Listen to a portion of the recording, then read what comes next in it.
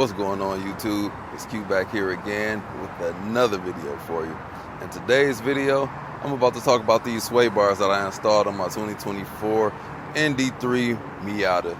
So I got some sway bars installed maybe 2 or 3 months ago. They were about $250 to $350. I think I got the Goodwin Race, the same company that made my exhaust on here. A lot of people like the exhaust that's on here, so I got it from the same company. They offer a few more different types of sway bars, some a little bit more extreme, some less. I feel like theirs was a perfect one for daily driving. And I also got new wheels and tires if you haven't seen these on here.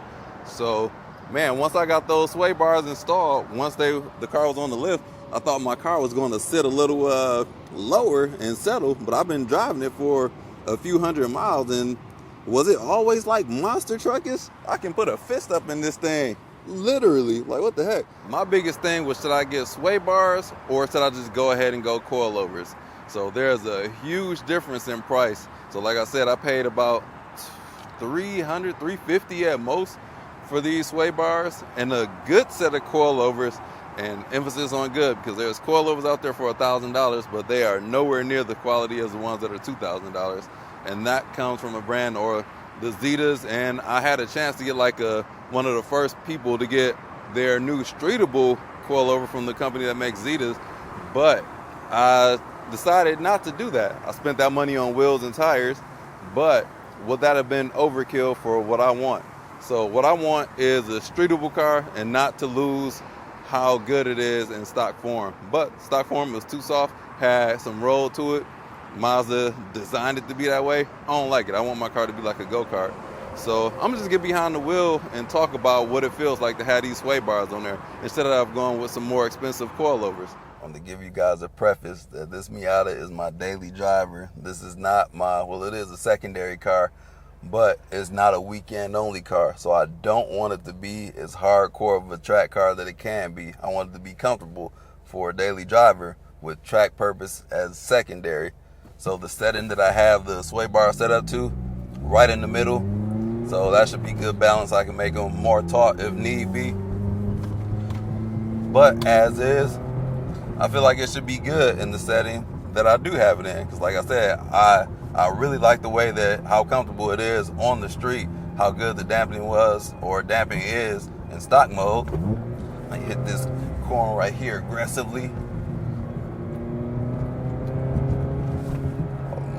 Much better. So what this car was before, I'll be leaned all to the side to where I didn't feel confident in taking turns at speeds that I shouldn't take. But now with these sway bars on here and these grippy tires, lighter wheels, it is perfect, just the way that I do like it. So I'm going to demonstrate what it's going to be like on bumpy roads, actually on somewhat bumpy roads. Now, I don't know if I want to show y'all like these hellacious Michigan roads. I'll do that another day. But normal roads should be bumpy enough. I'm talking about like pothole filled roads. I don't want to chance that with these tires.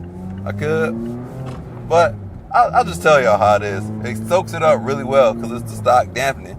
All I did was add these sway bars, which is going to tighten up both sides so I don't get a lot of lean and a lot of roll.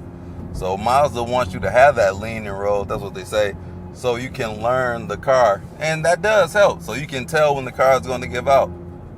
I personally don't care to have that. That reminds me of my Chevy Impala that I had, the 2006. That car floated like a boat, and this is a sports car. I don't think it should float like a boat, because I'm used to driving cars that don't lean at all. And even my ZL1, I put lowering springs on there, and that was too harsh. So that's the reason I didn't go with lowering springs on this Miata, because that's another cheap solution as opposed to getting coilovers. But I just did not want to deal with compromising my ride comfort, because that's exactly what it did. So back here on some bumpy roads. Oh, that might be a crater. Can't get up in there.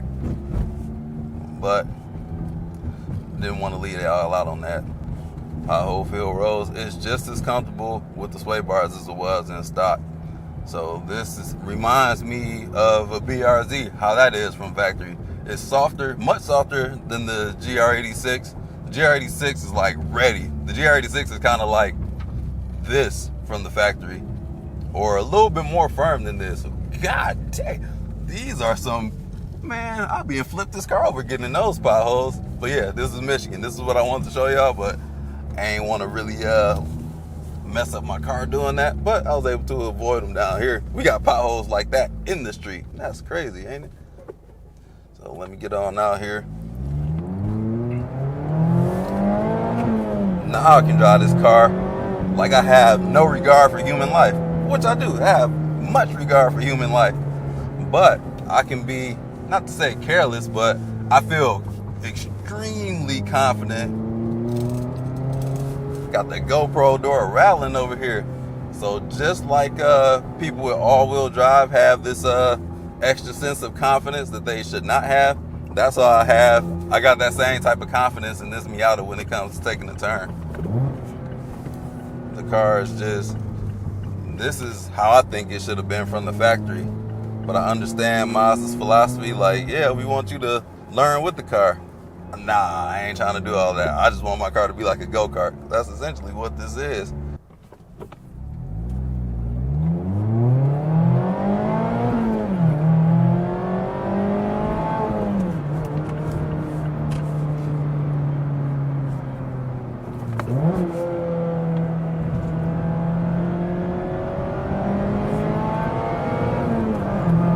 Crazy good. That's why I like the Miata. You can go ham in this boy.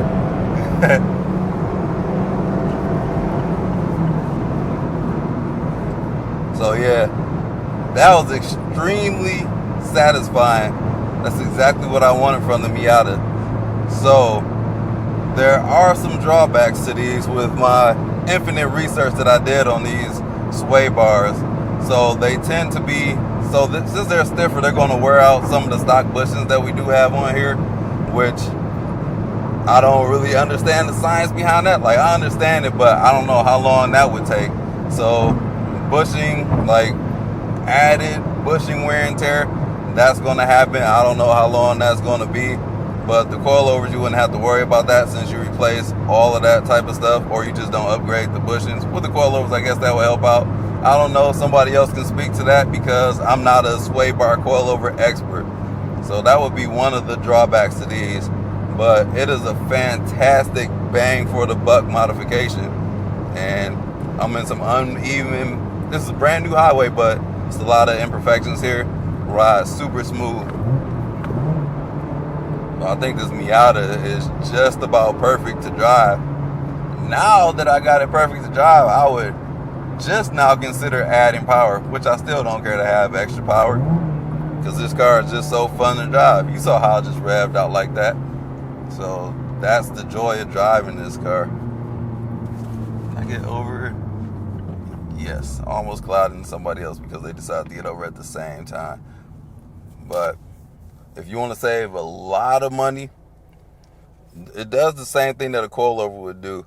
Of course, on the track, a coilover is probably going to show up faster lap times. If you care about that, go the coilover route. But if you're not that serious about track times and you want the same kind of feel as I feel like a coilover will give you, an expensive coilover, just go with the sway bars. You'll save a whole lot of money, and you can use that for other mods like I did with my wheels and tires. So no knock against anybody that got the coilovers because that's the right mod. You know how people say buy nice or buy twice? I don't feel like you would have to buy the sway bars twice or mess up some things, even though they say it'll mess up the bushings. Like, how bad could that be? Famous last words. I don't know. The GoPro's about to tap out. I would have did some more driving, and I'm late to go play basketball. But I just figured I'd give you guys an update on how this is. This is probably going to be, I got a lot of mods that I say is my favorite mod. Started with the steering wheel, much better than stock. Oh my God, are they about to run into me? Don't know. Subaru drivers. But you what was I saying? Life flashed before my eyes. He was about to get over on me. GoPro just died. GoPro batteries are garbage.